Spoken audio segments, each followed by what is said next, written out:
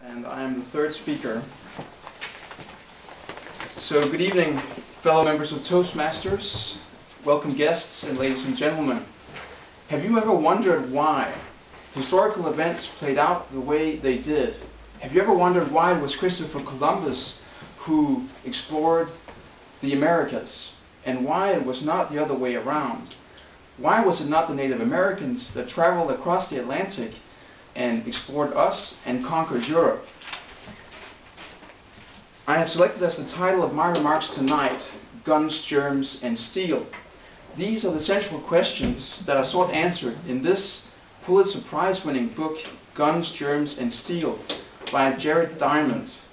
Jared Diamond is a well-known writer. He's a professor of geography at the University of California at Los Angeles. And Guns, Germs and Steel seek to answer why it was the Europeans that came to conquer the New World and other parts of the world.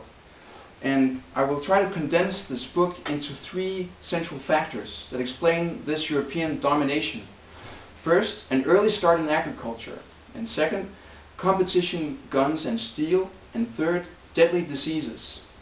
First, an early start in agriculture. So according to Jared Diamond, the Europeans came to conquer and dominate other parts of the world because they had an early start in agriculture. Hunter-gatherers in Europe moved to agriculture much earlier than they did in other parts of the world. And this was because of a favorable environment in Europe. Because whereas other continents have very few animals for domestication, Europe actually is the continent where the pig, the cow, the goat, the horse, and the sheep all came from Europe. And this enabled the Europeans to develop a very complex form of agriculture, much earlier than in other countries. And also, in Europe, there was crops such as corn and wheat, which other continents did not have as favorable types of corn and wheat. For example, Diamond writes that the Native Americans, the Indians, they could not move their crops from one side of the Rocky Mountains to the other side of the Rocky Mountains. So they could not develop all this agriculture. And if you do not have agriculture, a complex form of agriculture, you cannot sustain specialists such as weapons producers or iron craftsmen or shipbuilders or bureaucrats. And if you do not have bureaucrats, you actually don't have writing. So Diamond says in this book that an essential part of European conquest was because we developed writing much earlier than other peoples. Writing was widespread in 1500, but in fact it wasn't widespread at all in the Incan Empire. It only belonged to a small elite. And skilled agriculture was therefore a first vital factor for why the Europeans could come and dominate these other parts of the world. Secondly, competition, guns and steel. I don't know if you knew this, but fierce wars on the European continent, according to the book, are central, because Europe was divided into 100 small city-states and kingdoms, and each of them were clashing in wars. And if you did not develop technologically and innovate, you would be outcompeted, like in the global marketplace today. You would be outcompeted and destroyed. So each small kingdom, each small city-state had to develop a technology to survive. So competition, he says, gave the Europeans advanced weapons and guns, which then they had this advantage when they encountered other peoples. So how important are these advantages? Well, in 1532, Francisco Pizarro, who was a conqueror, he came to the Incan Empire with only 168 Spaniards. But they defeated the Incan army of 80,000 soldiers. Why is that possible? Well, that's possible because they had guns, and they had steel weapons, and they had horses. They did not have horses in the Incan Empire. They only had the llamas. You can't ride on a llama. And the Incas only had leather armor, whereas the Spaniards had steel armor.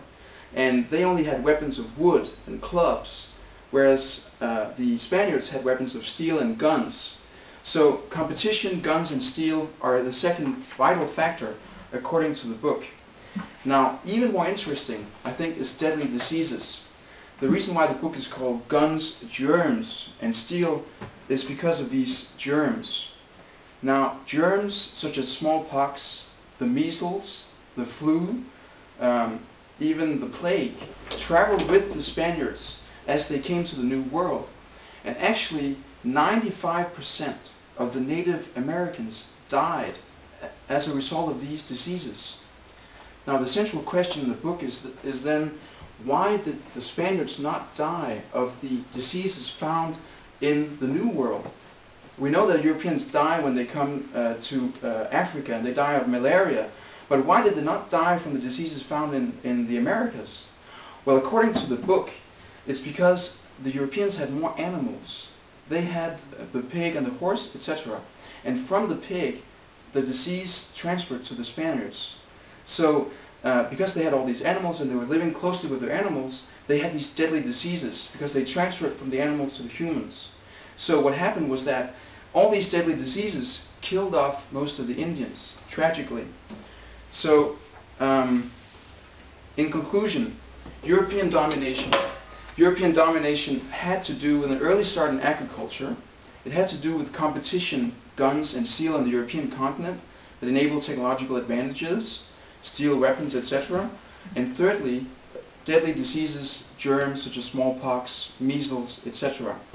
So, fellow Toastmasters, I encourage you to visit the local library or even the local bookshop and see if you can find Diamond's book, Guns, Germs and Steel.